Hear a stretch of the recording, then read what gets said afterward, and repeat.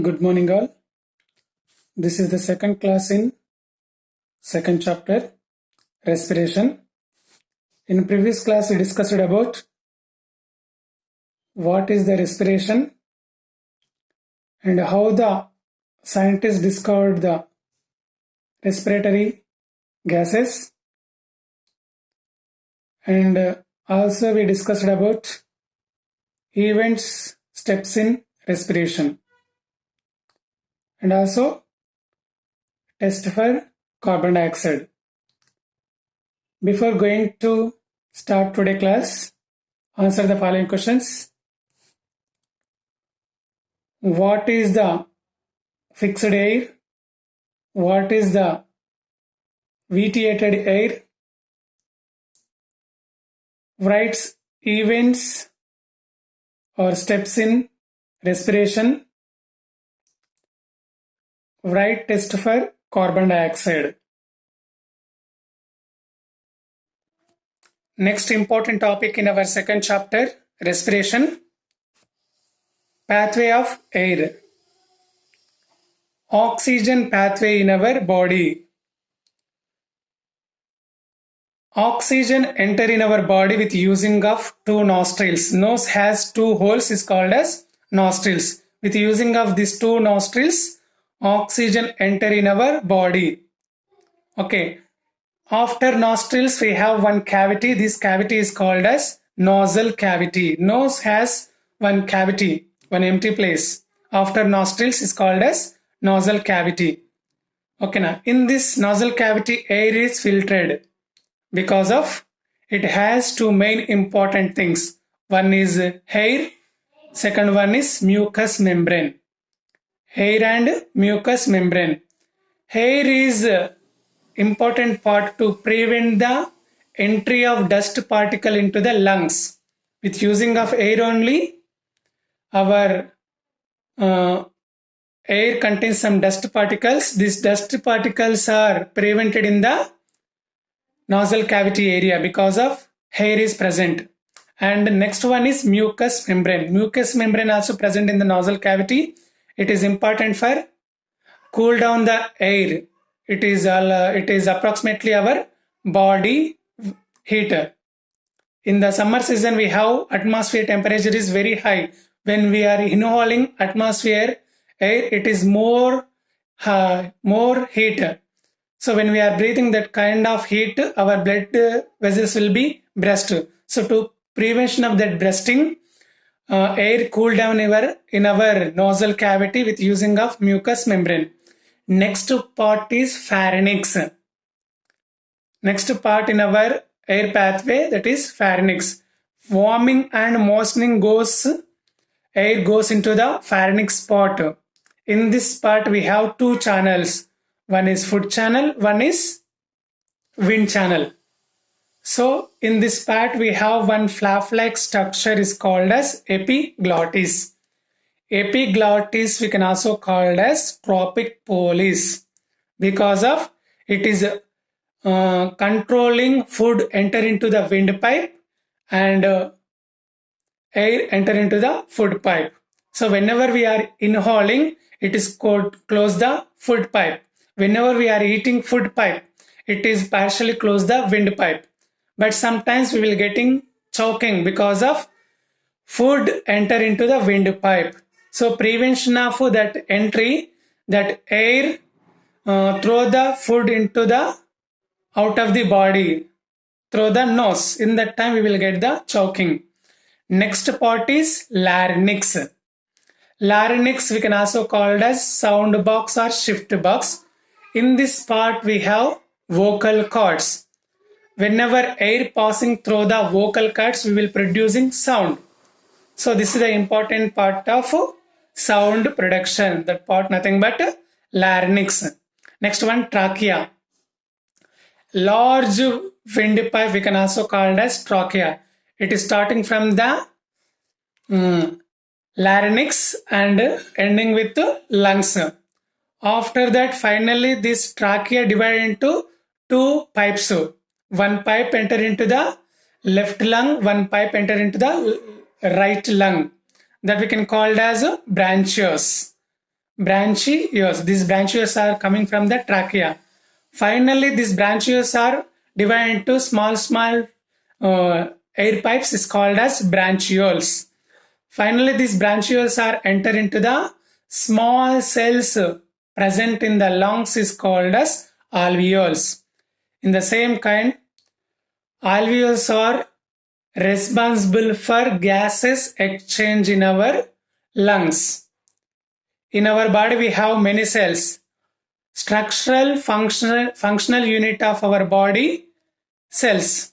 In the same kind, alveoles are structural functional units of lungs. Without alveoles, lungs cannot work. So, alveoles are structural functional unit of our lungs. After that, air enter into the blood. This blood carry the oxygen toward the total body parts and also carry the carbon dioxide in the reverse manner. Blood, alveoles, branchioles, trachea, larynx, pharynx, and after nostril cavity and nostrils. This is the reverse manner for carbon dioxide and this is the right manner for oxygen. This is the pathway of air in our body. Alveoles, structural functional unit of our lungs, are called as alveoles. In our lungs, small chamber-like structures are present. Millions of chamber-like structures are present in our lungs is called as alveoles. Alveoles are very small. It is in the size of our cell. These alveoles are important for exchange of gases from lungs to blood. It is very tiny surfaces. It has a number of blood capillaries. With using of these capillaries, alveoles send the oxygen into the blood. So that's why these alveoles are called as structural functional unit of our lungs. Whenever we are reading about pathway of air, we learned about pharynx. Pharynx is a junction part for the food and windpipes. Junction part in the way of food and wind. In the pharynx part, we can see one flap-like structure present. That structure is called epiglottis. Epiglottis is important for send the air into the trachea and food into the esophagus.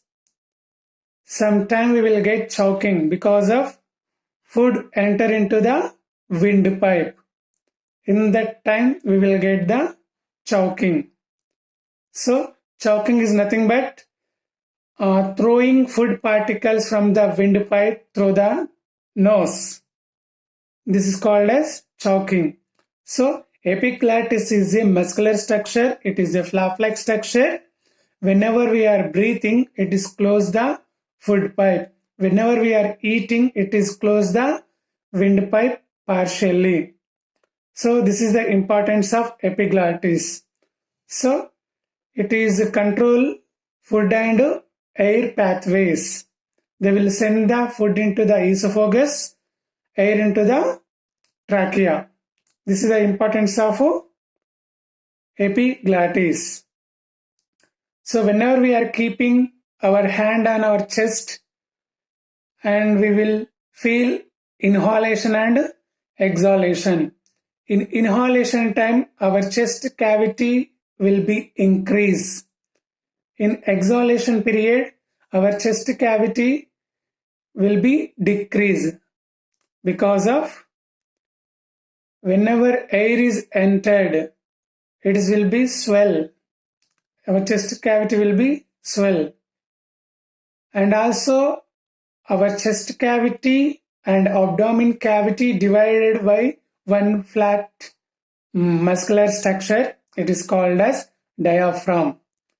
Diaphragm is important for dividing our chest cavity and abdomen cavity.